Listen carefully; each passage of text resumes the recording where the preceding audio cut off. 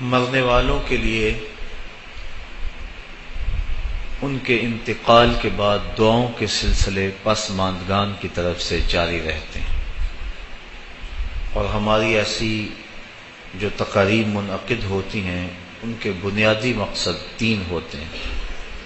پہلا مقصد دعائے مغفرت، اور جب بندے ہاتھ اٹھا کے اللہ سے دعا مانگتے ہیں اللہ تعالیٰ اٹھے ہوئے ہاتھوں کو خالی نہیں موڑتا۔ حدیث شریف کے پر نور الفاظ ہیں، ان ربکم حیی کریم یستحیی من عبدہ اذا رفع یدیہ ان یردہما صفرا۔ تمہارا رب حیا کرنے والا، کرم فرمانے والا، زندہ اور کریم ہے۔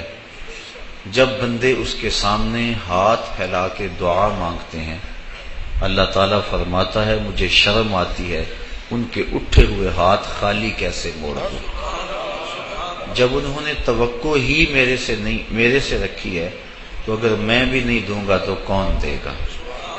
ایک شخص مسجد نبوی کے کونے میں بیٹھ کے دعا مانگ رہا تھا، اور انداز دعا یہ تھا کہ اے اللہ میں تجھ سے اس لیے مانگ رہا ہوں کہ تو میرا اللہ ہے، تیرے علاوہ کوئی اور ہے بھی تو نہیں جس کی چوکھٹ پہ جاؤں۔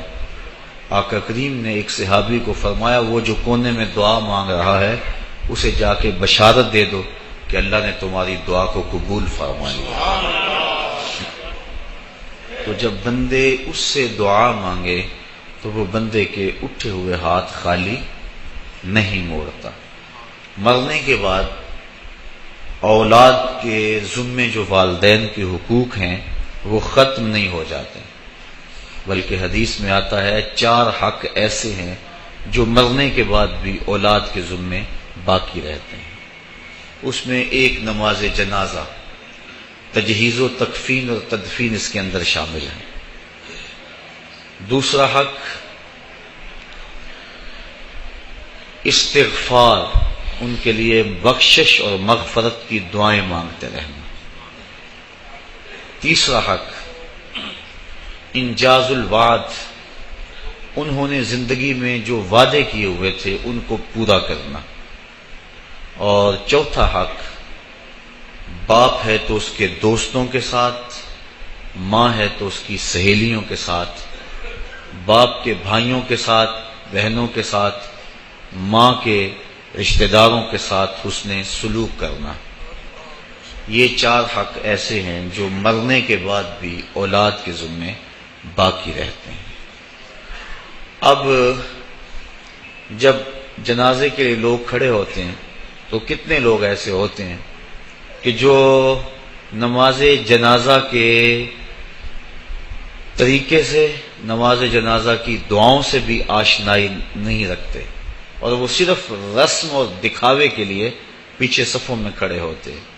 تو جب کبھی ان کے اپنے والدین فوت ہوتے ہیں تو پھر انہیں اچانک راتوں رات جنازہ کی دعا آ تو نہیں جاتی، پھر وہ یہ زیادتی اپنے ماں باپ کے ساتھ بھی کرتے ہیں کہ وہ اپنے ماں باپ کے جنازے میں بھی محض رسم کے طور پہ لوگوں کو دکھانے کے لیے کھڑے ہوتے ہیں۔ تو یہ پہلا حق ہے مرنے کے بعد ماں باپ کا اولاد کے ذمے کہ ان کے لیے نماز جنازہ میں شریک ہوں، اور شرکت کا مفہوم یہ ہے کہ جنازہ کا جو حق ہے اس کو ادا کریں۔ بلکہ نماز جنازہ میں سب سے زیادہ جنازہ پڑھانے کا حقدار جو ہے وہ ولی اقرب ہے، اس کے بعد امام الحی یعنی محلے کا امام اس کے بعد آتا ہے، اس کے بعد پھر شہر کا امام آتا ہے۔ تو نماز جنازہ کے اندر جو ولی اقرب ہے، جو قریبی ہے، اس کو زیادہ حق ہے کہ وہ نماز جنازہ پڑھائے، بیٹا پڑھائے اور باپ پڑھائے بیٹے کا، ماں کا بیٹا پڑھائے، سکا بھائی پڑھائے۔ تو اس لیے جو ولی اقرب ہے اس کو زیادہ حق پہنچتا ہے کہ وہ جنازہ پڑھائے۔ لیکن اگر وہ خود ہی اس پوزیشن میں نہ ہو کہ وہ جنازہ پڑھا سکے، یا اس کو نماز جنازہ آتا نہ ہو اور وہ پڑھ بھی نہ سکے، تو یہ کتنی بدبختی ہے۔ تو یہ پہلا حق ہے اولاد کے ذمے ماں باپ کا کہ ان کے لیے وہ جنازے میں شریک ہوں اور جنازے کے حقوق کو پورا کریں۔ اور دوسرا حق جو میں نے بیان کیا استغفار، ان کے لیے استغفار طلب کریں، کثرت سے اللہ کی بارگاہ سے دعائیں مانگیں۔ اور میرے اور آپ کے آقا و مولا فرماتے ہیں مل میت فی القبر الا کالغریق المتغوث فی البحر ینتظر دعوۃ، ہم جب کسی شخص کو بھی قبر میں دفن کر کے آتے ہیں تو اس کی حالت یہ ہوتی ہے جس طرح کوئی بندہ پانی میں غوطے کھا رہا ہو، پھر وہاں وہ اگر کسی چیز کا انتظار کرتا ہے تو وہ صرف دعاؤں کا انتظار کرتا ہے کہ میرے لیے کسی کے ہاتھ اٹھ جائیں، میرے لیے کوئی دعا کرے، وہ میرا بھائی ہو، وہ میرا دوست ہو، وہ میرا رشتہ دار ہو، وہ میری اولاد ہو۔ تو مرنے کے بعد مرنے والے کو سب سے زیادہ ضرورت دعاؤں کی ہوتی ہے۔ اور ایک دوسری روایت کے لفظ ہیں کہ جب کوئی شخص اس دنیا سے چلا جاتا ہے تو اس کے اعمال کا سلسلہ منقطع ہو جاتا ہے، لیکن 3 عمل اس کے بعد جاری رہتے ہیں، ایک صدقہ جاریہ، دوسرا علم نافع، اور تیسرا وولد صالح یدعو لہ، وہ نیک اولاد جو والدین کے لیے دعا مغفرت کی کرتی رہے۔ تو تیسرا حق بر الاصدقاء ہے کہ باپ کے رشتہ داروں اور دوستوں کے ساتھ، ماں کے رشتہ داروں اور سہیلیوں کے ساتھ حسن سلوک کیا جائے تاکہ ان کی قبر میں روح آسودہ ہو۔ اور آقا کریم علیہ السلام نے فرمایا اگر کوئی شخص ماں باپ کے ساتھ صلہ رحمی نہیں کر سکا تو وہ بعد میں اپنی خالہ کے ساتھ ماں کی جگہ پہ صلہ رحمی کرے اور ماں کی سہیلیوں کے ساتھ صلہ رحمی کرے تو اللہ تعالیٰ جل شانہ اس کو ماں کی رضا عطا فرما دے گا۔ اور ایک روایت میں آتا ہے کہ جو والدین کی قبر پہ جا کے سورہ یاسین پڑھتا ہے ہر جمعۃ المبارک کو، اللہ تعالیٰ اسے بھی اور اس کے والدین کی بھی مغفرت فرما دے گا۔ اور چوتھا حق انجاز الوعد، انہوں نے زندگی میں جو وعدے کیے ہیں اولاد کی ذمہ داری ہے کہ ان وعدوں کو پورا کرنے کی کوشش کرے۔ اگر کسی غریب سے ان کا تعاون کا معمول تھا تو ماں باپ کے چلے جانے کے بعد اگر وہ غریب دروازے پہ آتا ہے تو خالی لوٹ کے نہ جائے، بلکہ اسی طرح خیر لے کے آئے تاکہ والدین کو قبر میں آسودگی اور ٹھنڈک پہنچے۔ تو مرنے کے بعد یہ حق باقی رہتے ہیں، اور ان میں سے اہم حق جو ہے وہ دعا کا ہے۔ اور اگر کوئی شخص ضد سے کہتا ہے میں دعا نہیں مانگتا تو میاں یہ اس کی مرضی ہے۔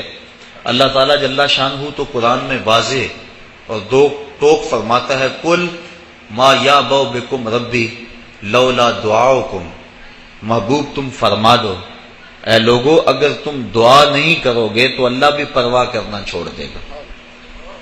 تمہاری ضرورت ہے کہ تم مانگو، اور جب تم مانگنے والے اتنے متکبر ہو گئے ہو کہتے ہم نہیں مانگتے تو وہ تو پہلے ہی بے نیاز ہے، اس لیے تم اگر مانگتے رہو گے وہ تمہاری جھولیاں بھرتا رہے گا، اور اگر تم متکبر ہو جاؤ گے نہیں پرواہ کرو گے تو وہ تو پہلے ہی بے نیاز ہے۔ مانگنا تمہاری ضرورت ہے، اس کی ضرورت نہیں ہے کہ وہ تمہیں دے، لہذا تم اس سے طلب کرتے رہو، جھولی پھیلا پھیلا کے مانگتے رہو، وہ تمہاری جھولیاں بھرتا رہے گا۔ تو پہلا حق جو ہے وہ پہلا مقصد ہماری ایسی تقاریب کے انعقاد کا دعائے مغفرت ہے۔ دوسرا مقصد ہماری اس قبیل کی تقریبات کا پسماندگان سے اظہار تعزیت ہے، چونکہ اگر دعا ہی مقصد ہو تو دعا تو گھر بیٹھے بھی ہم کر سکتے تھے۔ اتنے طویل ترین سفر کر کے آج ہر بندہ مصروف ہے، اپنی گوناگوں مصروفیات سے وقت نکال کر آپ یہاں آئے ہیں، اگر صرف دعا ہی مقصد ہے تو دعا تو آپ گھر بیٹھے بھی کر سکتے تھے۔ میں بھی اتنی دور سے آیا ہوں، وہاں ہاتھ اٹھا کے دعا کر دیتا، کافی ہو جاتا، لیکن یہاں آنے کا دوسرا مقصد پسماندگان سے ان کے دکھ میں شریک ہونا ہے اور ان سے اظہار تعزیت و محبت کرنا ہے، اور یہ حضور کے عمل اور حضور کے طریقے سے ثابت ہے۔ حضرت ماعز ابن مالک رضی اللہ تعالی عنہ حضور کی خدمت میں جب حاضر ہوئے اور ایک حد کے لیے اپنے آپ کو خود پیش کیا، عرض کی حضور مجھے پاک کر دیجئے۔ میرے آقا کریم نے فرمایا جاؤ اللہ سے معافی مانگو، وہ تمہارے گناہ معاف کر دے گا۔ وہ گئے، معافی مانگی، لیکن بے چینی اور اضطراب ایسا تھا، پھر پلٹ کے آ گیا۔ پھر عرض کی حضور مجھے پاک کر دیجئے، طہرنی یا رسول اللہ صلی اللہ علیہ وسلم۔ حضور نے فرمایا جاؤ نا معافی مانگو اللہ سے، اللہ تمہیں معاف کر دے گا۔ وہ گئے، معافی مانگی، پھر پلٹ آئے اور عرض کی طہرنی، حضور مجھے پاک کر دیجئے۔ قال فیما اطہرک، کہا کس جرم سے پاک کروں؟ بار بار آ جاتے ہو، تمہیں کہا ہے کہ جاؤ اللہ سے معافی مانگو تمہیں معاف کر دیا جائے گا، لیکن تم پھر پلٹ آتے ہو۔ قال من الزنا، عرض کی حضور مجھ سے زنا سرزد ہو گیا، ہوں میں شادی شدہ، اور شادی شدہ زانی کی جو سزا ہے وہ کڑی بھی ہے، میرے علم میں ہے کہ اسے سنسار کر دیا جائے، وہ دھرتی پہ جینے کے قابل نہیں ہے، لیکن اس کے باوجود میں اقرار کرتا ہوں تاکہ جو آخرت کی سزا ہے اس کے مقابلے میں یہ دنیا کی سزا کچھ بھی نہیں ہے۔ آخرت کی سزا بڑی سخت اور کڑی ہے۔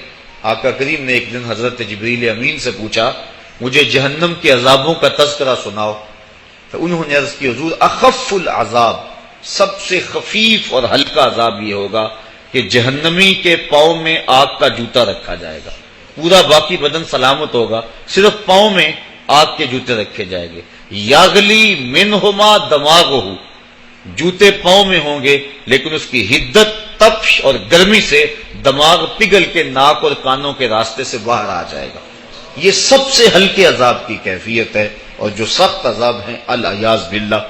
تو عرض کی حضور میں آخرت کے عذاب سے اس دنیا کے دکھ کو ترجیح دیتا ہوں، تو میں خود اقرار کرتا ہوں میرے اوپر حد شرعی نافذ کر دیجئے تاکہ میں پاک ہو جاؤں۔ آقا کریم نے فرمایا کہ انہوں نے نشہ تو نہیں کیا ہوا؟ ایک صاحب اٹھے، منہ سونگا، عرض کی نہیں حضور ایسی کوئی کیفیت نہیں۔ پھر فرمایا کہ اس کا توازن عقلی تو ٹھیک ہے، اتنی بڑی سزا اس جرم کی اور یہ بار بار اقرار کیے جا رہا ہے؟ تو صحابہ نے عرض کی حضور صحیح الحواس ہیں، اور اتنے میں وہ 4-5 مرتبہ اپنے اس جرم کا اقرار کر چکے۔ اب گواہ کی کوئی ضرورت نہیں تھی، جب وہ خود اقراری تھے تو آقا کریم نے فرمایا ان کو سنگسار کر دو۔ مائز ابن مالک اسلمی کو پتھر مار مار کے سنگسار کیا جا رہا ہے۔ یہ مسلم کتاب الحدود کی روایت ہے، اور ایک روایت کے لفظ ہیں جب ان کو سنگسار کیا جا رہا تھا حضور مسجد نبوی میں کبھی کھڑے ہو جاتے تھے، کبھی بیٹھ جاتے تھے، آنکھوں میں آنسو تھے، بدن پہ لرزہ تھا۔ کسی نے کہا بندہ نواز خود ہی حکم دیا ہے اور خود ہی رو رہے ہو؟ کہا وہ میرا عدل تھا، یہ میری محبت ہے۔ مبتلائے درد ہو کوئی عذب روتی ہے آنکھ، کس قدر ہم درد سارے جسم کی ہوتی ہے آنکھ۔ تو جب مائز ابن مالک اسلمی کو سنگسار کر دیا گیا تو حضور ان کے جنازے کے لیے خود گئے۔ کسی کی زبان سے نکلا لو مائز نے زنا کیا تھا، میرے آقا کے چہرے پہ غصے کے آثار ظاہر ہوئے۔ فرمایا خبردار اگر کسی نے میرے مائز پہ بات کی، اگر اس نے زنا کیا تھا تو میں نے پتھر نہیں مروائے، میرے مائز نے ایسی سچی توبہ کی ہے اگر روئے زمین کے تمام لوگوں میں اسے تقسیم کر دیا جائے لکفاہم، سب کی مغفرت ہو جائے۔ یعنی اپنے آپ کو خود پیش کیا ہے، اور جب کوئی شخص حد شرعی اپنے اوپر قبول کر لیتا ہے بخوشی تو وہ ایسے ہوتا ہے جس طرح ابھی ماں کے پیٹ سے اس نے جنم لیا ہو۔ تو فرمایا اگر اس کی توبہ تمام روئے زمین کے مسلمانوں میں تقسیم کر دی جائے لکفاہم، تو ان کے لیے کافی ہو جائے۔ اب حضرت مائز ابن مالک اسلمی تدفین ان کی کر دی گئی۔ ان کی وفات کا دوسرا دن تھا یا ان کی وفات کا تیسرا دن تھا، صحابہ کو شک تھا کہ دوسرا ہے یا تیسرا۔ حضور علیہ السلام راوی شک سے بیان کرتا ہے اور ہمیں شک کا فائدہ مل گیا، تو حضور ان کے ہاں تشریف لے گئے۔ وہم جلوس، جب حضور گئے تو صحابہ بیٹھے ہوئے تھے، اور آقا کریم نے جا کے فرمایا کہ استغفروا لماعز، اپنے بھائی مائز کے لیے استغفار پڑھو، اس کے لیے بخشش کی دعا کرو۔ اور یہی ہم کرتے ہیں کہ لوگ بیٹھے ہوتے ہیں، ہم جا کہتے ہیں کہ استغفار پڑھو، دعا کرو، فاتحہ پڑھو۔ تو حضور علیہ السلام گئے، صحابہ لفظ ہے وہم جلوس، وہ بیٹھے ہوئے تھے، اور آقا کریم نے فرمایا استغفروا لماعز، مائز ابن مالک کے لیے مغفرت کی دعا کرو، ان کے لیے ہاتھ اٹھاؤ۔ صحابہ نے حضور کی معیت میں ان کے لیے استغفار کیا اور مغفرت کی دعا کی۔ اب سوال یہ ہے کہ اگر دعا ہی مقصود تھا تو دعا تو مسجد نبوی میں بھی ہو سکتی تھی، حجرہ عائشہ میں بھی ہو سکتی تھی، ستون تہجد کے پاس بھی ہو سکتی تھی۔ دعا نماز جنازہ خود دعا ہے، پھر میرے آقا فرما چکے ہیں اس کی توبہ تو اوروں میں بانٹی جائے تو ان کی بھی مغفرت ہو جائے۔ پھر حضور ان کے ہاں کیوں گئے؟ اس لیے کہ ان کے پسماندگان سے تعزیت کرنی تھی، اور جن کے گھر حضور گئے ہوں گے کوئی دکھ رہا ہوگا۔ وہ کیا کسی نے کہا تھا کہ یہ الگ بات ہے کہ تم آئے ہو تو کوئی نہیں، یہ الگ بات ہے کہ تم آئے ہو تو کوئی نہیں، ورنہ درد تو یہاں ہزار رہتے ہیں۔ تو جس گھر میں حضور چلے گئے ہوں گے وہاں کوئی دکھ تو نہیں رہا ہوگا، وہاں تو سکھوں کے سویرے ہو گئے ہوں گے۔ انہیں تو خوشی ہوگی کہ آج آقا کے قدم ہمارے گھر آئے۔ ایسے دکھاں تو سکھ واری، ایسے دکھ جن پر سکھ بھی قربان کر دیں۔ تو حضور ان کے گھر جا کے جو مغفرت کی دعا کی ہے، تو یہ ہمارے لیے ضابطہ اور عمل چھوڑا کہ مرنے والوں کے پسماندگان سے جا کے تعزیت کرنا حضور کی سنت اور حضور کا طریقہ بن جائے۔ جیسے میں اور آپ اپنے ان عزیزوں کے ہاں آئے ہیں، اور ہمارا مقصد ان کی ڈھارس بندانا ہے، کیونکہ ان کا وہ رشتہ اس دنیا سے چلا گیا جس کا بدل زمانے میں نہیں ہے۔ اللہ تعالیٰ جل شانہ نے ایسا رشتہ ماں کی صورت میں پیدا کیا ہے، جنت کی چھاؤں کا دنیا کے اوپر روپ ہے ماں کی ذات، جنت کی گھنی چھاں ہے ماں کا وجود، اور اللہ نے اپنی رحمتوں کو اگر کوئی صورت دی ہے تو وہ ماں کا روپ ہے، اور ماں کے سینے میں وہ تڑپتی ہوئی ممتا اور محبت کے وہ پگھلتے ہوئے جذبات رکھے گئے ہیں کہ دنیا پر ماں کے پیار کا بدل نہیں ہے۔ میں کہا کرتا ہوں آج کوئی شے بھی خریدنے نکلیں تو آپ وثوق سے نہیں کہہ سکتے یہ خالص ہے، ہر شے 2 نمبر دستیاب ہے، ہر شے میں ملاوٹ ہے، لیکن ایک چیز آج بھی ملاوٹ سے پاک ہے اور وہ ماں کا پیار ہے۔ ماں کی محبت آج بھی کھری ہے اور آج بھی اس میں کوئی ملاوٹ نہیں ہوئی۔ بچہ بوڑھا بھی ہو جائے لیکن ماں کے لیے وہ بچہ ہوتا ہے، ماں کی دعائیں اسی طرح اس کے لیے ہوتی ہیں، اور بچہ آغوش مادر میں آ کر پھر طفل سادہ رہ جاتا ہے۔ یہ ماں کا پیار اور ماں کی محبتیں۔ ایک شاعر نے ماں کی محبت کا نقشہ کھینچتے ہوئے کیا خوبصورت بات کہی، وہ کہتا ہے مدت ہوئی میری ماں نہیں سوئی تابش، میں نے ایک بار کہا تھا مجھے رات کو ڈر لگتا ہے، کہا سحری کے وقت میں نے ایک بار اٹھ کے رات کو چونک کر کہا تھا مجھے رات کو ڈر لگتا ہے۔ مدت ہوگی اس بات کو، یہ قصہ پرانا ہو گیا ہوا ہے، مجھے بھی بھول گیا ہوا ہے، لیکن میری ماں رات کو نہیں سوتی، میرے بیٹے کو کہیں ڈر نہ لگ رہا۔ یہ ماں کے پیار کا روپ ہے۔ علامہ اقبال جب ان کی والدہ انتقال کر گئیں تو وہ دیار غیر میں تھے، تو اس وقت انہوں نے ایک طویل مرثیہ لکھا اپنی ماں کی یاد میں، جو آج بھی کلیات اقبال اردو مجموعہ میں ہے، جس کا عنوان ہے والدہ مرحومہ کی یاد میں۔ اس کے اندر لکھتے ہیں اب وطن میں ہوگا کس کو میرا انتظار، وطن میں ہوگا اب کس کو میرا انتظار، کون میرا خط نہ آنے سے رہے گا بے قرار، آرزو لے کر تیری خاک مرکت پہ آؤں گا، اب دعائے نیم شب میں کس کو میں یاد آؤں گا۔ کون پچھلے پہر اٹھ کے دعا کرے گا؟ ہر ایک سے کہنا پڑتا نا جناب دعا کرنا، مولوی صاحب سے بھی عرض کرنا پڑتا حضور دعا میں یاد رکھنا، پیر صاحب سے گزارش کرنا پڑتی ہے جناب مجھے دودھ راتوں میں اور چاندنی راتوں میں مجھے یاد رکھنا، حاجی کو معتمر کو کہنا پڑتا جناب دیار حرم میں جا رہے ہو اور دیار حبیب میں جا رہے ہو وہاں مجھے دعاؤں میں یاد رکھنا، سین حرم میں بھی اور جالی کے سامنے بھی، ہر ایک کو کہنا پڑتا ہے کہ مجھے دعاؤں میں یاد رکھنا۔ کبھی ماں کو بھی کہنا پڑا کہ امی دعاؤں میں یاد رکھنا۔ ماں کے ہاتھ ویسے اٹھے رہتے ہیں، اور جب ماں کے ہاتھ اٹھ جائیں اجابت کے سارے دروازے کھل جاتے ہیں۔ میں نے پڑھا کتب حدیث میں جو دعائیں رد نہیں ہوتی ان میں سے ایک ماں کی دعا ہے، جب ماں ہاتھ اٹھا دے تو جنت کے سارے دروازے کھل جاتے ہیں۔ اور یہ لازمی نہیں ہے کہ ماں رابعہ بصریہ ہو تو پھر ہی اس کی دعا قبول ہوتی ہے، اپلے تھاپتی ہوئی ماں اور لیپا پوتی کرتی ہوئی ماں جو ہے وہ مٹی سے بھرے ہوئے ہاتھ اٹھا دے تو اللہ ان ہاتھوں کو بھی خالی نہیں موڑتا۔ ماں جب بولتی ہے تو اس کے لہجے میں جبریل بولتا ہے، ماں جب مسکراتی ہے لگتا ہے جنت کی ساری کلیاں کھل اٹھی ہیں۔ ماں کے چہرے کی رونق اور ماں کے چہرے کی جو ہے وہ خوشی بیٹے کے دل کو حقیقی قرار اور حقیقی تسکین دیتی ہے. جو ٹھنڈ ماں کے ساتھ نصیب ہوتی ہے وہ کائنات میں کسی اور جگہ پہ نہیں ہے. جو گھنا سایہ ماں کے دامن میں ہے وہ کسی اور جگہ میسر نہیں ہو سکتا ہے. وہ کیا کہا تھا کسی نے کہ 5 اسٹار ہوٹلوں میں کھانا کھانے میں وہ لذت کہاں جو چولہے پر بیٹھ کے ماں کے ہاتھوں سے پکی ہوئی چپاتیاں کھانے میں آتا ہے. عالی جناب حضرت صاحب کیا کیا اسٹیٹ سیکرٹری نام لیتے ہیں لیکن وہ لطف کہاں جو ماں اوئے ببلو اوئے پپو اور اوئے مٹھو کہہ کے پکارتی ہے. جو مٹھاس ان لفظوں کے اندر ہے وہ بڑے اور بھاری اور بھرکم الفاظ اور خطابات کے اندر کہاں ہے. اونچی کرسی پہ بیٹھنے کا وہ لطف نہیں ہے جو ماں کے قدموں میں بیٹھنے کا ہے. اللہ نے ماں کے روپ کے اندر ایک محبت اور ایک الفتوں کا ایک ایسا دریا دیا ہے کہ جس کے اندر انسان جب جاتا ہے تو اس کے دکھوں کے سارے میل دھل جاتے ہیں اور وہ بالکل آسودہ ہو جاتا ہے. یہ ماں کا روپ ہے, یہ ماں کا پیار ہے. تو ماں کا بچھڑ جانا, اس دنیا سے چلے جانا, یہ ایسے ہی ہوتا ہے جس طرح کوئی بندہ گھنے سائے میں کھڑا ہو تو اچانک اس کو دھوپ میں کھڑا کر دیا جائے, پھر اسے پتا چلتا ہے کہ کتنا گھنا سایہ تھا.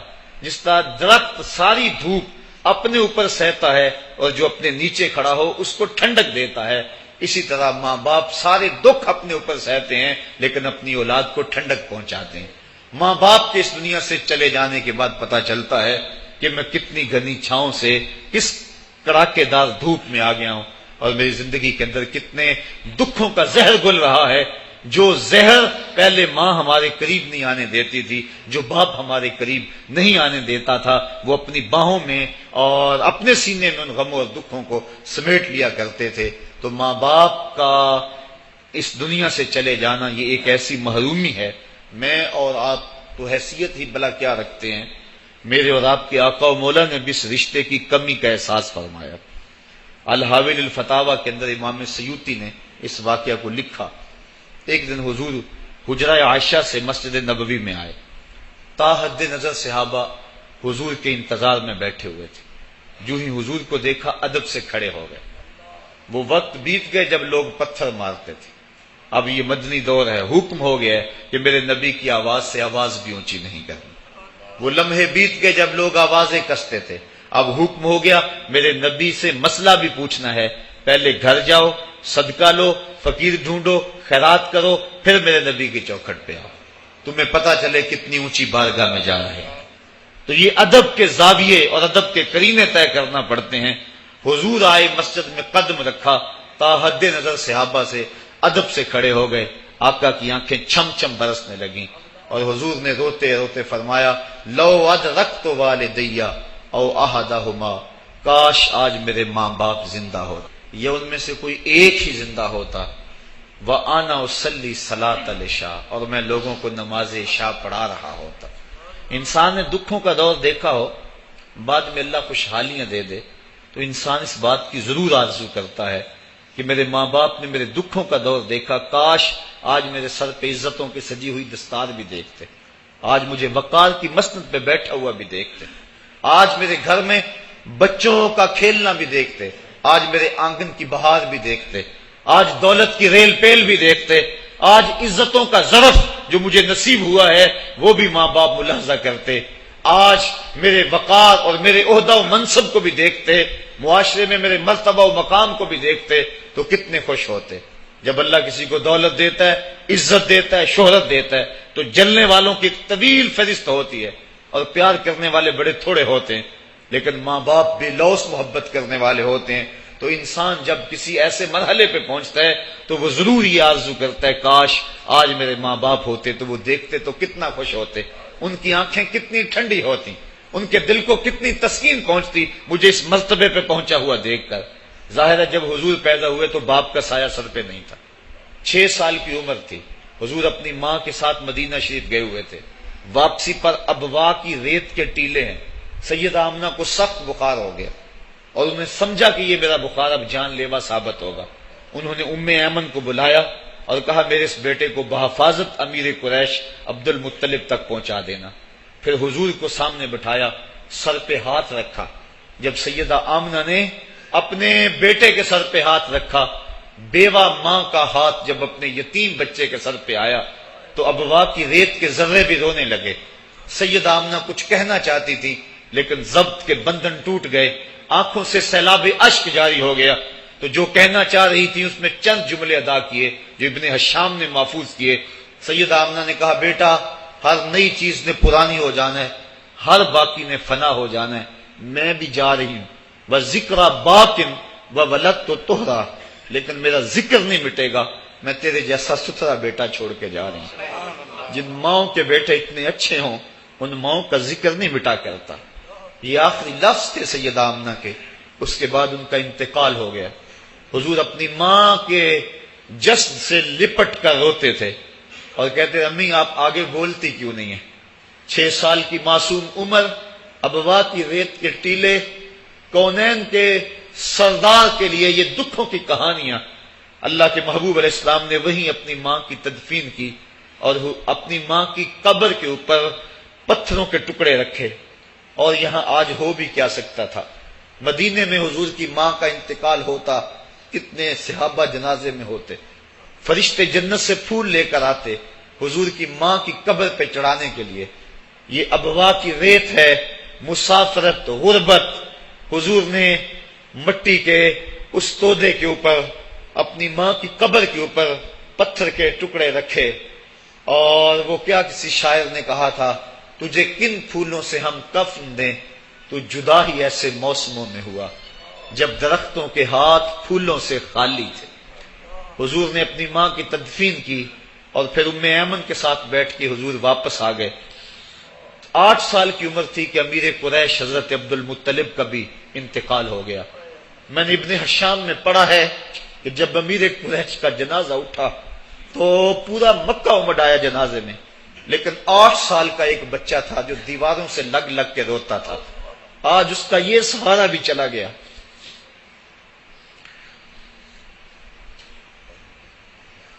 8 سال کی عمر میں حضرت عبد المطلب کا بھی انتقال ہوا. پھر حضور اپنے چچا کی کفالت میں آئے. وہ دن بھی بیتے، طائف کے بازار بھی آئے، مکے کی گلیاں بھی آئیں، بچھتے ہوئے کانٹے، کھدتے ہوئے گڑے. کبھی عقبہ بن ابی معیط جسم پہ اوجریاں ڈال رہا ہے، کبھی کوئی بدن نازک پہ کوڑا ڈال رہا ہے، کبھی حضور علیہ السلام کی راستوں میں جمیل کانٹے بچھا رہی ہے، کبھی بدر سجتا ہے، کبھی احد کی لڑائی ہوتی ہے، حضور کے چچا کے کلیجے کو چبایا جاتا ہے. یہ دن سخت ترین دن تھا. حضور کے سر پہ پٹی بندھی ہوئی تھی، آنکھوں میں آنسو جاری تھے اور بار بار کہتے تھے ما فعل امی، میرے چچا کی کہانی سناؤ. تو بڑے مشکل اور زہرہ گداز حالات پیش آئے.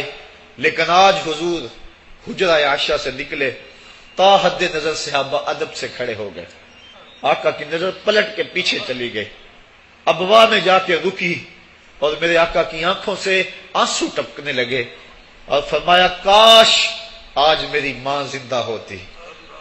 وَأَنَا أُصَلِّي صَلَاةَ الْعِشَاء، اور میں لوگوں کو نماز عشاء پڑھا رہا ہوتا. وَأَقْرَأُ فِيهَا بِفَاتِحَةِ الْكِتَابِ، اور اس میں سورہ فاتحہ کی تلاوت کر رہا ہوتا. پھر میری ماں کو میرے ساتھ کوئی کام یاد آ جاتا. وہ دروازے پر آتی، چلمن سرکاتی اور اپنے میٹھے اور مدبر لہجے میں مجھے بیٹا محمد کہہ کے آواز دیتی. فرمایا لوگوں میں اپنی نماز کو چھوڑ کے پہلے ماں کی بات کو سنو. یہ دنیا کے سامنے اپنی ماں کی ضرورت اور اہمیت کو حضور نے رکھا. تو ماں کا بچھڑ جانا، ماں کا اس دنیا سے چلے جانا، یہ بہت بڑا سانحہ ہوتا ہے. تو اس موقع کے اوپر پسماندگان کی ڈھارس منانے کے لیے، ان سے تعزیت کرنے کے لیے، اظہار محبت کرنے کے لیے ہمارا یہاں آنا یہ دوسرا مقصد ہے اس تقریب کے منعقد کرنے کا. تیسرا مقصد ایسی محافل کے منعقد کرنے کا کیا ہے؟ پہلا مقصد تو دعائے مغفرت ہے مرنے والوں کے لیے. دوسرا مقصد پسماندگان سے تعزیت کرنا ہے.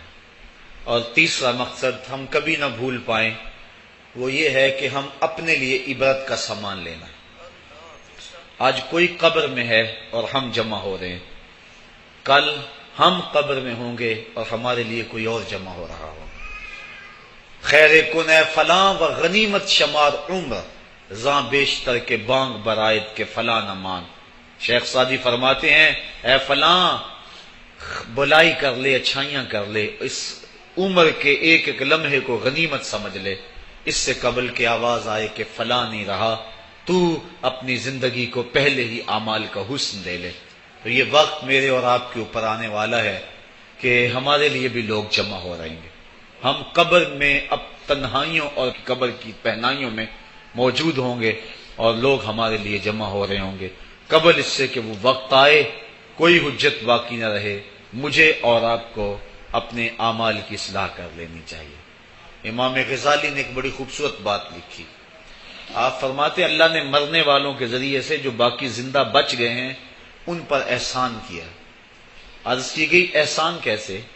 وہ تو دکھوں میں مبتلا ہیں، جن کا بھائی چلا گیا ان کا کلیجہ پھٹ رہا ہے، جن کا باپ چلا گیا ان کی دنیا اندھیر ہو گئی ہے، جن کی ماں چلی گئی ان کے سامنے روشنی کا کوئی حوالہ نہیں رہا ہے، جس کا بیٹا چلا گیا اس کی کمر ٹوٹ گئی، جس کا بھائی چلا گیا اس کے بازو ٹوٹ گئے، اور تم کہتے ہو اللہ نے مرنے والوں کے ذریعے سے جو باقی پس ماندگان ہیں ان پر احسان کیا۔ یہ احسان کیسے ہے؟ تو امام غزالی فرماتے ہیں احسان اس معنی میں ہے کہ اللہ نے مرنے والے کی موت کو ان باقیوں کے لیے عبرت کا نشان بنایا ہے۔ اگر اس کی موت ان کے لیے عبرت بنا دی جاتی تو یہ کیا کرتا؟ تو اللہ تعالیٰ نے گویا ان کی موت سے اس کو ایک اور موقع سنبھلنے کا دیا ہے کہ وہ لوگوں کی، عزیزوں کی، رشتہ داروں کی موت کو دیکھ کر اپنی زندگی کی راہوں کو ٹھیک کر لیں۔ یہ جو مرنے والے ہیں یہ ہمارے لیے پیغام ہے موت کا، اور ہم ان سے دیکھ کر اپنی زندگی ٹھیک کر سکتے ہیں۔ حضرت یعقوب علیہ السلام جلیل القدر نبی گزرے ہیں، بنی اسرائیل کے مقتدا اور امام نبی۔ آپ نے حضرت اسرائیل سے وعدہ لیا ہوا تھا کہ میری روح قبض کرنے کے لیے اچانک نہیں آنا، بلکہ پہلے کو قاصد یا پیغام بھیج دینا تاکہ میں موت کی تیاری کر لوں۔ جو کہ اچانک موت سے حضور نے بھی پناہ مانگی، اللہم انی اعوذ بک من الموت الفجات، اے اللہ اچانک موت سے تیری پناہ چاہتا ہوں۔ تو حضرت اسرائیل علیہ السلام سے وعدہ لیا تھا حضرت یعقوب علیہ السلام نے کہ قبض روح کے لیے اچانک نہیں آنا، پہلے کو قاصد یا پیغام بھیج دینا۔ انہوں نے وعدہ کیا تھا، نبی تھے، ان سے وعدہ انہوں نے کر لیا۔ کافی مدت گزری تو حضرت اسرائیل آ گئے، پوچھا کدھر آئے ہو؟ کہا قبض روح کے لیے آیا ہوں۔ کہا تم نے تو وعدہ کیا تھا پہلے کو قاصد یا پیغام بھیجوں گا، تم نے نہ کو قاصد بھیجا اور پیغام بھیجا اور قبض روح کے لیے آ گئے۔ حضرت اسرائیل نے عرض کی حضور میں نے تو کئی قاصد بھیجے تھے، فرمایا میرے پاس تو ایک بھی نہیں آیا۔ کہا حضرت آپ کے سامنے کتنے لوگوں کی موت واقع ہوئی، یہ میرا قاصد نہیں تھا تو اور کیا تھا۔ آپ کی داڑھی میں سفید بال آ گئے، یہ میرا قاصد نہیں تھا تو اور کیا تھا۔ آپ کی آنکھوں میں سفیدی اتر آئی، یہ میرا قاصد نہیں تھا تو اور کیا تھا۔ آنکھوں میں سفیدی کا آ جانا، بالوں میں سفیدی کا آ جانا، کمر میں خم آ جانا، اٹھتے ہوئے جنازے، پھیلی ہوئی قبریں، یہ پیغام ہے، قاصد ہے موت کا۔ حضرت عمر فاروق رضی اللہ تعالیٰ عنہ ایک دن دربار میں بیٹھے ہوئے تھے، ایک شخص آیا اور آپ کو دیکھ کر کہنے لگا یا عمر لا تنسا موتک، عمر اپنی موت کو نہیں بھولنا۔ کب کپا کے رہ گئے، اس کو بلایا، شکریہ ادا کیا، کہا میاں کبھی روز آ جایا کرے نا تو تجھے مہینے کے بعد تنخواہ بھی دیا کروں گا۔ بڑے دربار میں وہ روزانہ آتا ہے۔ حضرت عمر فاروق کام میں لگے ہیں، وہ کہتا یا عمر لا تنسا موتک، عمر اپنی موت کو نہیں بھولنا۔ مہینے کے بعد اس کو تنخواہ بھی دیتے ہیں۔ ایک دن وہ آیا، آپ نے اس کے ہاتھ میں اس کا مشاہرہ دیا، کہا آج کے بعد نہیں آنا۔ حضرت مجھ سے کوئی گستاخی ہوگی؟ فرمایا نہیں۔ تذکیر موت کی ضرورت نہیں رہی؟ فرمایا نہیں۔ کوئی اور بندہ رکھ لیا؟ فرمایا نہیں۔ تو کہا پھر حضور مجھے بتائیں نا مجھے کیوں چھٹی دی جا رہی ہے؟ حضرت عمر فاروق چھم چھم رونے لگے اور داڑھی پہ ہاتھ رکھا، ایک بال الگ کیا، وہ بال سفید ہو چکا تھا۔ کہا میاں پہلے تو یاد دلاتا تھا، اب تیرے آنے کی ضرورت نہیں رہی، یہ میرے گھر میں مجھے بتانے والا آ گیا اور یہی مجھے موت نہیں بھولنے دے گا۔ داڑھی میں سفید بال آ گیا، کہا میاں اب تیرے آنے کی ضرورت نہیں ہے، ہماری تو پوری داڑھی بھی سفید ہو جائے۔ وہ کیا کہا تھا میاں محمد بخش عارف رومی کشمیر نے خوب کہا تھا، ہڈیاں کمبن گوڈے کھڑکن تے اڑ گیا لک تیرا، اجے بھی بدیوں باز نہ آئیں جیو مرد دلیرا، یا ایھا الانسان ما غرک بربک الکریم، اے انسان تجھے کریم رب کے دروازے سے کس نے دور ہٹا دیا؟ الذی خلقک فسواک فعدلک فی ای صورت ما شاء رکبک، جس نے تجھے پیدا کیا، تیرے اعضاء کو توازن دیا، تجھے حسن اور جوانی بخشی، تجھے چلنے کا سلیقہ دیا، تجھے بولنے کا طریقہ دیا، تجھے سوچنے کے لیے دماغ دیا، تجھے سماعتوں کے پردے دیے۔ آج شیروں کو تو نچا لیتا ہے، ہاتھیوں کو تو بٹھا لیتا ہے۔ اے انسان ذرا غور تو کر، اس رب کا شکر کر، کیوں بھول گیا اس رب کو جس نے تجھے پیدا کیا؟ اگر تجھے پیدا ہی نہ کرتا تو کیا کرتا؟ پھر پیدا کر کے چھوڑ دیتا تجھے، اگلا تیری ذمہ داری اپنے ذمہ کرم پہ نہ لیتا تو بچا تجھے گرمی کی سختی سے کون بچاتا؟ تجھے ٹھٹھرتی ہوئی سردی سے کون بچاتا؟ ماں کے سینے میں تیرا پیار نہ ڈالتا، ممتا وہ ماں کے سینے میں نہ ڈالتا، تجھے گندگی میں لتھڑے ہوئے کو کون اٹھاتا؟ لیکن اس نے پیار ڈالا ماں کے سینے میں، جس نے تجھے پہلے چوما اور پھر اس نے تجھے دھویا۔ انسان غور تو کر، ما غرک بربک الکریم، اس رب کو بھول گیا ہے الذی خلقک، جس نے تجھے پیدا کیا۔ ماں نے بیٹے کو پیدا نہیں کیا، جنم دیا ہے، لیکن اتنے احسان ہیں کہ ساری زندگی بھی انسان ماں باپ کا حق نہیں ادا کر سکتا۔ جس ماں نے جنم دیا ہے اس کے حق نہیں ادا ہو سکتے، تو جس رب نے تخلیق کیا ہے اس کے حق کیسے ادا ہوں گے؟ اس لیے کہ انسان ذرا غور تو کر، اس نے تجھے پیدا کیا تو بھول گیا اس رب کو۔ اپنے ذرا ماضی کو دیکھ کہ تو کہاں سے کہاں پہنچا۔ تیری زبان میں، تیرے منہ میں زبان کا لوتھڑا تھا، بولنے کا سلیقہ نہیں تھا، کس نے اس کو لفظوں کی حرمت سے آشنا کیا؟ تیرے کانوں میں پردے تھے لیکن سمجھنے کا طریقہ نہیں تھا، لیکن کس نے تیری سماعتوں کو شعور بخشا؟ کس نے تجھے چلنا سکھایا؟ کس نے تجھے بولنا سکھایا؟ کس نے تیری چھاتی میں زور رکھا؟ آج تو کڑیل جوان ہے، آج دولت کے انبار تیرے پاس ہیں، آج تو چودھری ہے، آج تو خان صاحب ہے، آج تو بہت بڑا عالم ہے، آج تو مفتی ہے، آج تو پیر ہے، آج تو منسٹر ہے، آج تو ناظم ہے، آج دنیا تیری بات گزار ہے، آج تیرے دماغ میں وہ قوت رکھ دی گئی کہ دنیا کو تو انگلیوں پہ نچا رہا ہے۔ ذرا پلٹ کے دیکھنا پیچھے، ذرا پیچھے لوٹ کے تو دیکھ، تو چار پائی کے سہارے بھی چلنا نہیں جانتا تھا، پھر تجھے چار پائی سے چلنا سکھایا، پھر تو نے چلنا اور چلتا تھا، دو قدم تو گر پڑتا تھا۔ ذرا ماضی کی طرف پلٹ کے دیکھ، اور تو بھول گیا رب کو جس نے تجھے اتنا کچھ دیا۔ چل ماضی کی طرف پلٹ کے نہیں دیکھنا، مستقبل کی طرف ہی جھانک کے دیکھ لے۔ ایک وقت پھر دوبارہ تیرے اوپر ایسا آئے گا، پھر تیری بولتی بند ہو جائے گی، پھر تیرا چلنا بند ہو جائے گا، چار پائی سے لگ گیا، مورے میں تکلیف ہو گئی، تو فالج زدہ ہو گیا۔ سارے گھر والے 4 دن تو بڑی خدمت میں لگے رہے، لیکن انہیں اپنے کام بھی تو کرنے تھے، پھر آہستہ آہستہ تجھے اگنور کرنا شروع کر دیا، تو بھی اس بات کو سمجھنے لگا۔ پھر وہ وقت بھی آیا کہ تیری چار پائی کو اندر سے اٹھا کے برآمدے میں رکھ دیا کہ بابا کھانستا ہے، بچے ڈسٹرب ہوتے ہیں، جراثیم پھیلتے ہیں، اب نوکر تجھے روٹی دینے لگا۔ شام کو بیٹا آتا ہے، 2 لمحے کھڑا ہوتا ہے، پھر اپنے بیڈ روم میں چلا جاتا ہے، تو اس کی صورت کو ترستا رہتا ہے۔ آج تیری زندگی اجیرن بن گئی، پھر تیرے اوپر ایسے حملے بیماریوں کے ہوئے، ایسی تکلیفیں ہوئیں، بول و براز بھی اوپر، لوگ ناک پہ کپڑا رکھ کے تجھے اٹھاتے ہیں۔ اس وقت تو اپنی زندگی سے تنگ آ گیا، تو کہتا ہے ڈاکٹر کو لگا زہر کا ٹیکہ، مجھے موت آ جائے۔ بتا ہم تجھے موت بھی نہ دیتے تو کیا کرتا؟ ہم نے تجھے زندگی دی تھی، یہ ہمارا احسان، اور اب تمہیں موت اگر دیں گے تو یہ بھی ہمارا احسان ہے۔ اگر تو تڑپتا تھا، تیری زندگی جو ہے وہ اجیرن بن چکی تھی، سارے تجھ سے تنگ آ گئے تھے، تیرے بیٹے بھی کہتے دعا کرو اللہ بابے کو پردہ دے دے، سارے تیرے پردہ مانگ رہے تھے، اب بتا کہ ہم تجھے پردہ بھی نہ دیتے تو کیا کرتا؟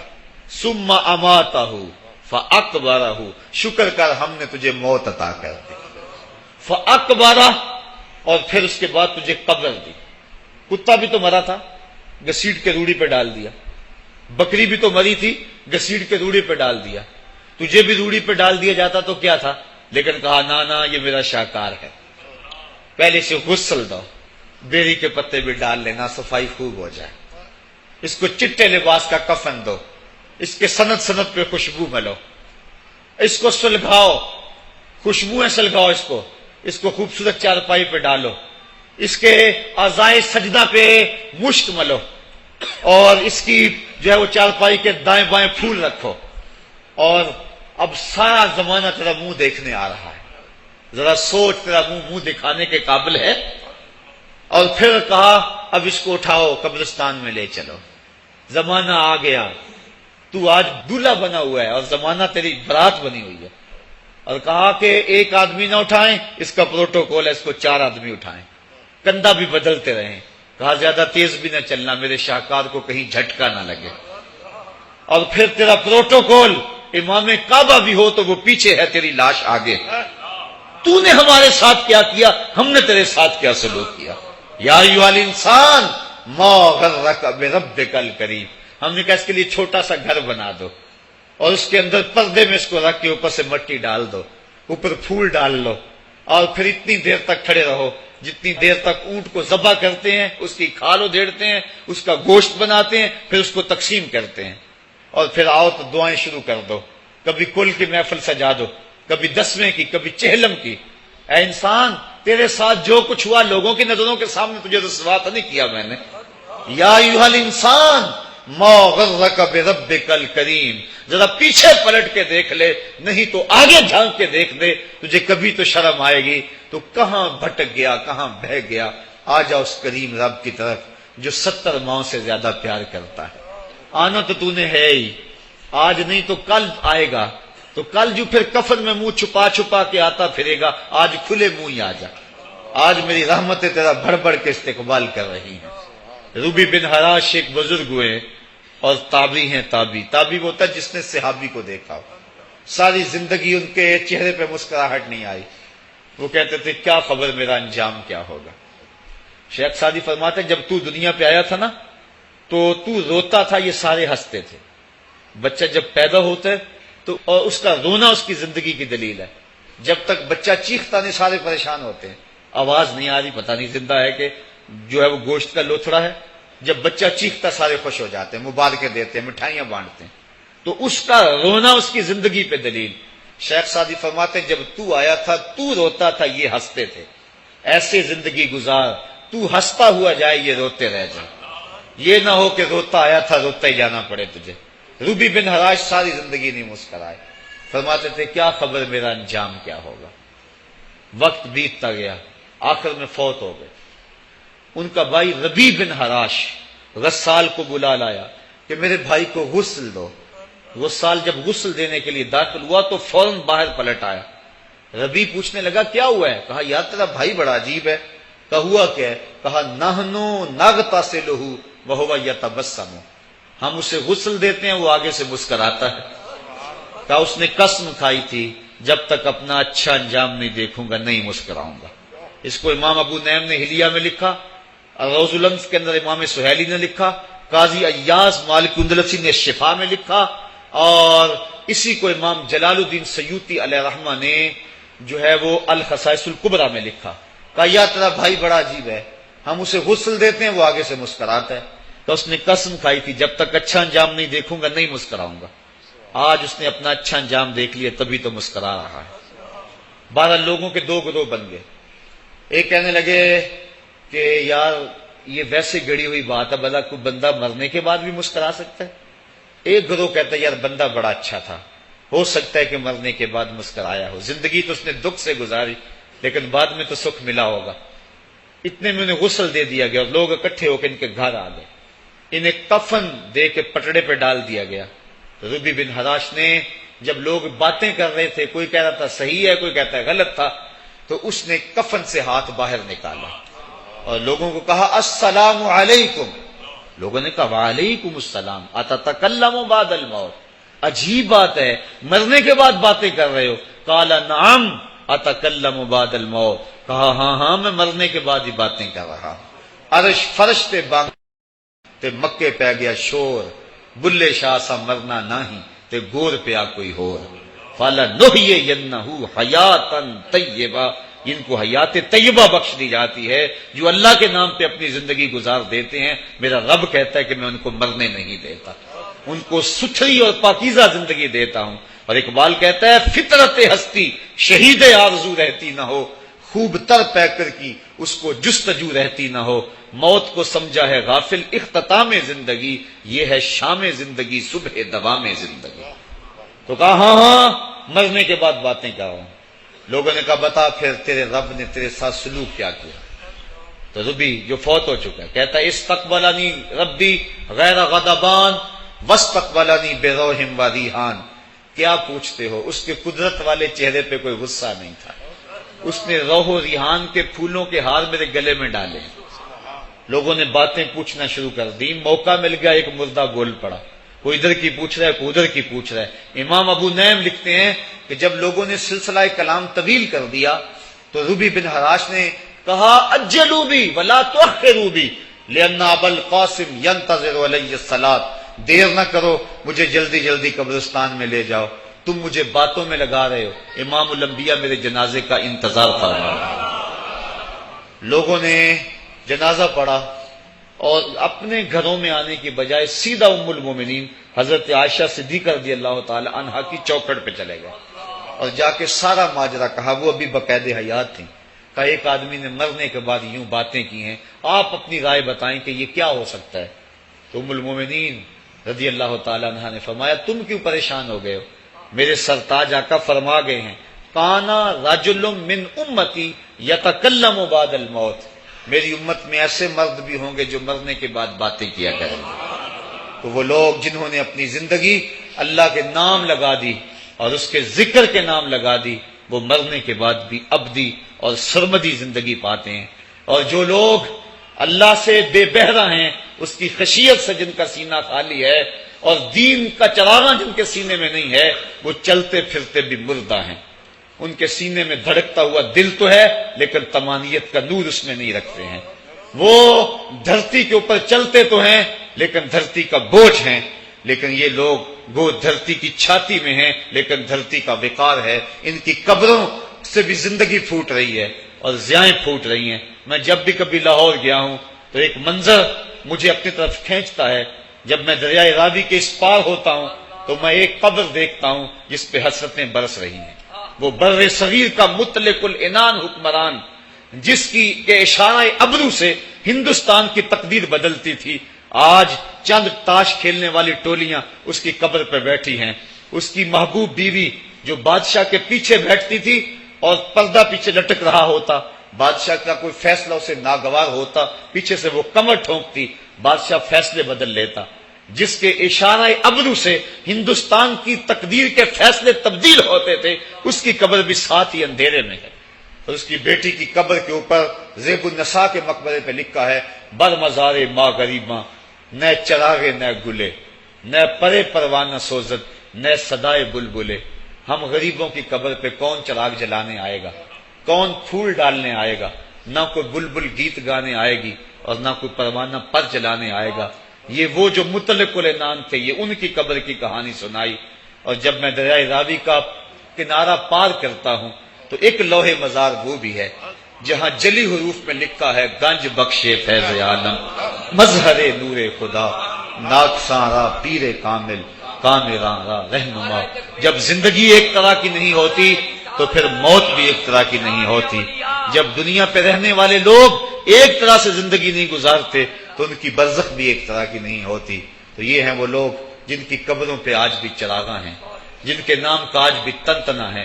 1000 سال گزر گئے، ان کی نسبی اولاد تو کوئی نہیں ہے، انہوں نے شادی بھی نہیں کی تھی، لیکن اس کے باوجود دن کو چلے جاؤ، کڑکتی دوپہر کو چلے جاؤ، برستی بارش میں چلے جاؤ، لمبی رات کی تنہائی میں چلے جاؤ، موسم کی کسی بھی شدت میں چلے جاؤ، حکومتوں کے بدلتے ہوئے ماحول، مارشل لاؤ کی کیفیتیں، جس دور اور جس حالت میں مرضی جاؤ، آپ کو وہاں میلہ نظر آئے گا، وہاں ہجوم عاشقہ نظر آئے گا۔ ارے میں گسارو سویرے سویرے، خرابات کے گرد پھیرے بپھیرے، کبھی اس طرف بھی گزر کر تو دیکھو، بڑی رونقیں ہیں فقیروں کے ڈیرے۔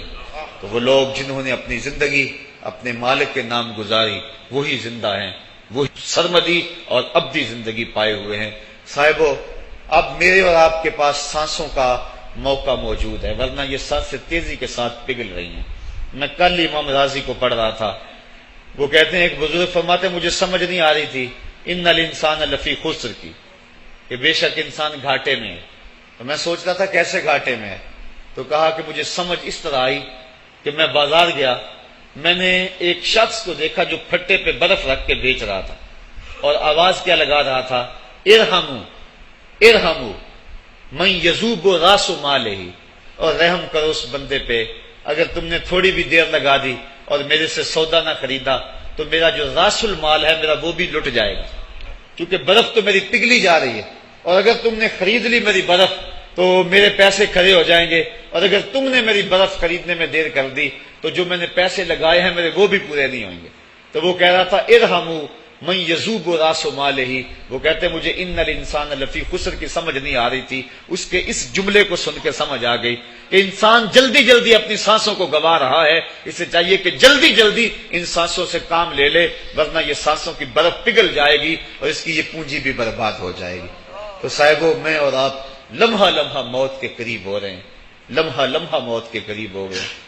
آج میں دوپہر کو بیٹھا تھا تو وہ ایک شخص آ کے میاں صاحب کا شعر پڑھنے لگا، دیگر تے دن گیا محمد اوڑک نو ڈب جانا، تو میری نظر چلی گئی، میں نے کہا ابھی تو 10 بجے ہوں گے، تو میں نے کہا صبح کے 10 بھی بج گئے ہیں اور پھر 12 بھی بج جانے، پھر ظہر بھی ہوگی، پھر دیگر بھی ہوگی، اور اس کے بعد پھر شام بھی ہو جانی ہے۔ اب ہم دیگر تک تو پہنچ گئے ہیں، اب شام کے تدلکے بھی قریب ہو گئے ہیں، تو یہ دن ڈوب جانا ہے تھوڑی دیر کے بعد۔ یہی مثال ہماری زندگی کی ہے، کوئی دوپہر تک آ گیا ہے، کوئی چاش تک آ گیا ہے، کوئی ظہر تک آ گیا ہے، کوئی عصر تک آ گیا ہے، اور کسی کی زندگی کا سورج بالکل غروب ہونے کے قریب آ گیا ہے۔ صاحبو، پتہ کوئی نہیں کہ ہمارا اگلا قدم کہاں ہے، اس سے قبل کہ کوئی حجت باقی نہ رہے مجھے آپ کو اپنی زندگی پہ نظر ثانی کرنا ہوگی، اپنے گناہوں کا اور اپنی نیکیوں کا حساب لگانا ہوگا۔ ایک ترازو تو کل محشر کے میدان میں لگے گا، ایک ترازو ضمیر کی عدالت میں آج ہی لگانا ہوگا۔ ہمیں دیکھنا ہوگا ہمارے پلے کتنے عمل ہیں اچھے، اور جو اچھے عمل ہیں ان میں خلوص والے کتنے ہیں، لوگوں کے دکھاوے والے کتنے تھے، رب کے لیے کتنے عمل کیے اور لوگوں کے لیے کتنے کیے۔ تو پھر ترازو لگا کے ہم نے اپنے اعمال نامے کو آج ہی تولنا ہے اور وزن کرنا ہے، اور اپنی زندگی کو نیکی کا حسن دینا ہے۔ وقت کٹ رہا ہے، زندگی لمحہ لمحہ موت کے قریب ہو رہی ہے، قبل اس سے کہ کوئی حجت باقی نہ رہے ہم ہاتھ ملتے رہ جائیں، پچھتاتے رہ جائیں تو کیا فائدہ ہوگا۔ بلکہ میں نے تو پڑھا کتابوں میں، علماء لکھتے ہیں قیامت کے دن تو نیکوکار بھی پچھتائیں گے، بدکاروں نے تو پچھتانا ہی پچھتانا ہے، نیکوکار بھی پچھتائیں گے۔ بدکار تو اس لیے پچھتائیں گے انہوں نے اتنے گناہ کیوں کیے، تو نیکوکار کیوں پچھتائیں گے؟ جب وہ اپنے اچھے اعمال کی جزا دیکھیں گے تو وہ پچھتائیں گے، ہائے جو چند لمحے ضائع ہو گئے وہ بھی کیوں ضائع ہو گئے، وہ بھی میں نے کیوں برباد کر دیے، وہ بھی اس راستے پہ ڈالے ہوئے ہوتے۔ تو آج مجھے آپ کو موقع ہے، دیکھیں قبریں، کتنی قبریں جو ہیں وہ ہمارے کتنے ملنے والے، ذرا نظر دوڑائیں نا، آج ہم کتنوں کو کندھوں پہ اٹھا کے قبرستان چھوڑ آئے ہیں۔ حضرت غوث اعظم رضی اللہ تعالیٰ عنہ فرماتے ہیں، جا کے قبرستانوں میں دیکھو کتنے کتنے حسینوں کی مٹی خراب ہو رہی، جو اپنے بدن پہ ایک چٹکی مٹی نہیں پڑنے دیتے تھے، آج ان کا کفن بھی تار تار ہو گیا ہے۔ جو اپنے کلف لگے کاٹن کو سلوٹ نہیں آنے دیتے تھے، آج ان کے کفن بھی ٹوٹ گئے ہیں اور ہڈیوں کے جوڑ جوڑ الگ ہو گئے۔ تو وقت ہمارے اوپر وہ آنے والا ہے، کسی نے آج تک موت کا انکار نہیں کیا۔ میں نے لوگوں کو خدا کا انکار کرتے دیکھا، آپ نے بھی دیکھا، لیکن کوئی موت کا آج تک انکار کرتا نہیں دیکھا گیا۔ موت اپنا آپ منوا لیتی ہے۔ میں اور آپ موت کے بتدریج قریب ہو رہے ہیں، ہمارا اٹھنے والا ہر قدم ہمیں موت کے قریب کر رہا ہے۔ تو قبل اس سے کہ وہ وقت آ جائے اور کوئی حجت باقی نہ رہے اور ہم ہاتھ ملتے رہ جائیں، وقت پر کافی ہے ایک قطرہ بھی آب خوش ہنگام کا، جل گیا جب کھیت برسا می تو پھر کس کام کا، پھر تو پچھتاوا ہی ہوگا۔ آج ہم پچھتا لے تاکہ زندگی میں حسن نیکی کا آ جائے۔ یہ میری آپ سے درد مندانہ اپیل ہے، گزارش ہے، اور میری آپ سے التماس ہے کہ یہ تھوڑی سی زندگی اللہ نے جو مجھے اور آپ کو ودیعت کی ہے، یہ بڑا تھوڑا سا عرصہ ہے، تھوڑا سا موقع ہے۔ یہ دنیا بوائی کا موسم ہے، آخرت کٹائی کا موسم ہے۔ جو بوائی کے موسم کو برباد کر بیٹھا ہے، کٹائی کے موسم میں اس کے ہاتھ کچھ نہیں لگتا۔ تو آج تخم میں عمل ڈال لیں، آج ایک بیج ڈالیں گے کل 70 کاٹ لیں گے، لیکن اگر آج کچھ نہ کیا، اپنی سانسیں برف کی طرح پگھلا دیں، تو یہ اس شخص کی طرح ہے جو پھٹے پہ رکھ کے برف کہہ رہا ہے کہ میرے اوپر رحم کرو، اگر تم نے میرے سے برف نہ خریدی تو میرا راس المال بھی لٹ جائے گا۔ ہمارا راس المال سانسوں کی صورت میں لٹ رہا ہے۔ اللہ مجھے آپ کو اپنی رحمتوں کا حصار عطا فرمائے۔ وآخر دعوانا ان الحمد للہ رب العالمین۔